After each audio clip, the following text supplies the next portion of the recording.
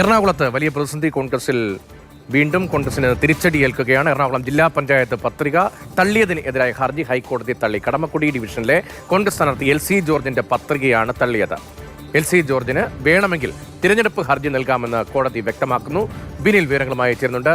ബിനിൽ, തിരഞ്ഞെടുപ്പ് ഹർജി നൽകാം എന്ന് പറയുമ്പോൾ ഇപ്പോൾ മത്സരിക്കാൻ കഴിഞ്ഞില്ല, തിരഞ്ഞെടുപ്പ് കഴിഞ്ഞ് ആക്ഷേപമുണ്ടെങ്കിൽ കോടതിയെ സമീപിക്കാം. അപ്പോൾ ഈ കടമക്കുടി ഡിവിഷനിൽ, ജില്ലാ പഞ്ചായത്ത് ഡിവിഷനിൽ കോൺഗ്രസിന് UDF സ്ഥാനാർത്ഥി ഉണ്ടാകില്ല. ഇല്ല രതീഷ്, കോൺഗ്രസ് ഇല്ലാത്ത കടമക്കുടിയാണ് ഈ ജില്ലാ പഞ്ചായത്ത് തെരഞ്ഞെടുപ്പിൽ നമ്മൾ കാണാൻ പോകുന്നത്. അവിടെ വലിയ തിരിച്ചടി എന്ന് പറയുന്നത് കോൺഗ്രസിന്റെ ഉറച്ച ഡിവിഷനുകളിൽ ഒന്നാണ് കടമക്കുടി. അവിടെയാണ് സ്ഥാനാർത്ഥി പോലും ഇല്ലാതാകുന്നത്.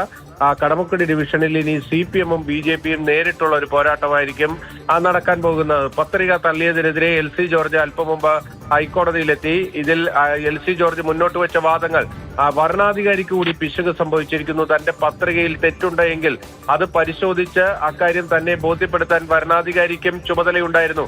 വരണാധികാരി അത് നിർവഹിച്ചില്ല. അതാണ് അവരുടെ പ്രധാനപ്പെട്ട ആക്ഷേപം. പക്ഷേ തെരഞ്ഞെടുപ്പ് കമ്മീഷൻ ഇതിനെ ശക്തമായി എതിർക്കുകയാണ് ഉണ്ടായത്.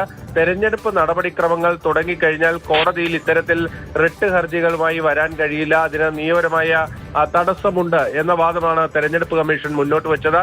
അതാണ് ഹൈക്കോടതി അംഗീകരിച്ചിരിക്കുന്നത്. തെരഞ്ഞെടുപ്പ് ബാലറ്റ് പേപ്പറിന്റെ അച്ചടി അടക്കം തുടങ്ങിയ പശ്ചാത്തലത്തിൽ ഇനി തെരഞ്ഞെടുപ്പ് ഹർജിയുമായി ഈ ഹർജിക്കാരിക്ക് മുന്നോട്ട് പോകാം. അവർക്ക് ഈ ഇലക്ഷൻ നടപടിക്രമത്തെ ചോദ്യം ചെയ്യാം. പക്ഷെ അത് ഫലം വന്ന ശേഷം മാത്രമേ അതിനുള്ള നടപടികളിലേക്ക് അവർക്ക് പോകാൻ കഴിയുകയുള്ളൂ എന്നതാണ് ഏറ്റവും പ്രധാനപ്പെട്ട കാര്യം. അതാണ് കോൺഗ്രസിന് വലിയ തിരിച്ചടി ഈ ജില്ലാ പഞ്ചായത്തിൽ ഉണ്ടാക്കാനും പോകുന്നത്. എറണാകുളം ജില്ലാ പഞ്ചായത്തിൽ പത്രിക തള്ളിയതിന് എതിരായ ഹർജിയാണ് തള്ളിയത്. കടമക്കുടി ഡിവിഷനിൽ, ജില്ലാ പഞ്ചായത്ത് ഡിവിഷനിൽ കോൺഗ്രസിന് UDF സ്ഥാനാർത്ഥി ഇല്ലാത്ത സ്ഥിതിയാണ്.